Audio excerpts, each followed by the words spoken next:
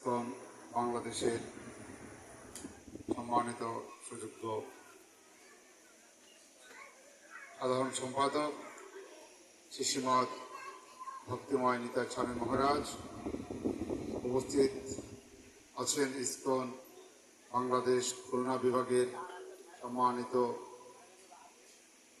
সম্পাদক এবং ইসকন বাংলাদেশের যুগ্ম সাধারণ সম্পাদক শ্রী জগৎগুরু গৌরাঙ্গ দাস প্রভু, খুলনা মন্দিরের অধ্যক্ষ শ্রী গৌরেশ্বর দাস প্রভু এবং অত্যন্ত প্রবীণ ভক্ত